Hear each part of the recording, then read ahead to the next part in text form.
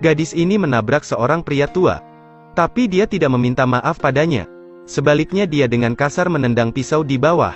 Dia tidak tahu bahwa lelaki tua itu adalah pemilik perusahaan. Melihat pintu perusahaan tertutup, wanita itu mengucapkan beberapa kalimat lalu pergi. Beberapa hari kemudian, dia menerima dokumen bahwa perusahaan mitra menolak kerjasamanya.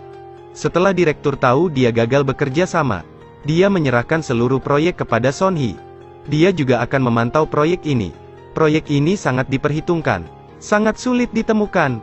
Kemudian Son Hee menelepon untuk bertemu presiden. Benar saja dia mendapat stempel mesin.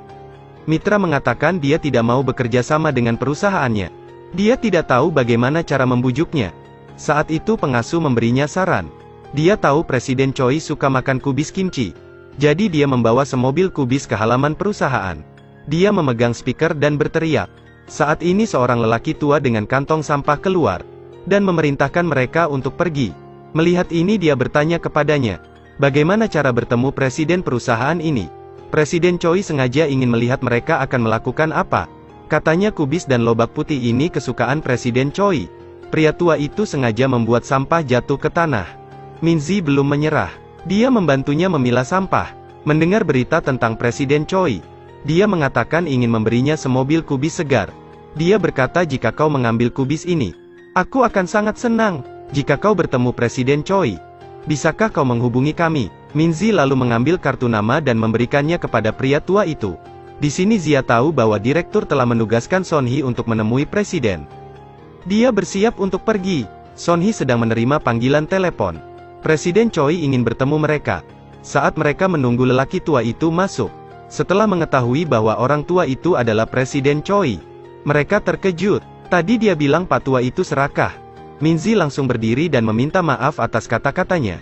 Saat mereka sedang menunggu tiba-tiba seorang karyawan masuk, mengatakan bahwa skrup utama dari prototipe mesin itu hilang. Presiden pergi meninggalkan mereka berdua. Dia tahu bagi petani desa seperti mereka, setiap siput sangat berharga. Mereka akan membantunya menemukannya. Setelah melihat gambar siput itu, tanpa banyak kata dia melompat ke truk sampah untuk mencarinya. Kali ini Zia juga sampai di sana. Tak disangka siput itu ada di dalam truk sampah. Kejujuran telah membuat hati Presiden Choi tersentuh. Setelah mengetahui orang tua itu adalah Presiden Choi, dia panik dan menyapanya, mengatakan ini pertama kalinya dia bertemu presiden. Presiden Choi bilang ini bukan pertemuan pertama. Setelah itu Zia menundukkan kepalanya. Setelah kembali ke perusahaan, Presiden Mitra menelepon, mengatakan dia menyetujui kesepakatan. Zia yang duduk di sebelahnya menjadi marah. Proyek itu adalah pekerjaannya. Dia ingin menindaklanjutinya. Tapi direktur tidak memperhatikannya. Karena dia tahu Zia bukan anak kandungnya. Zia sangat ingin menyelesaikan proyek itu. Dia berharap bisa mendapat kesempatan untuk mewarisi propertinya. Direktur berkata, mengapa kali ini presiden setuju untuk bekerja sama? Itu karena aku mempunyai karyawan yang baik. Dia menceritakan semuanya pada presiden. Itu karena Minzi. Direktur memujinya tapi tidak tahu anaknya dalam bahaya. Wanita ini sangat sabar. Tas bernilai ribuan dolar dia bakar tanpa berpikir panjang. Setelah itu dia melemparkannya ke dalam mobil, lalu berbalik dan pergi. Dia terus berjalan tanpa menoleh sedikit pun. Ternyata orang di dalam mobil adalah suaminya. Belum lama ini suaminya terpilih sebagai anggota parlemen. Tapi dia mendapatkan itu dengan cara licik.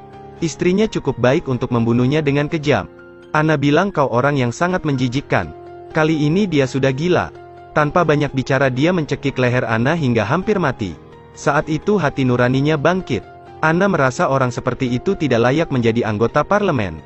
Dia akan membongkar rahasia pria sialan itu, termasuk identitasnya. Sebelum masuk penjara dia ingin bertemu ibunya lagi. Tapi ibunya sudah lama pikun. Pada dasarnya dia mengenali Ana.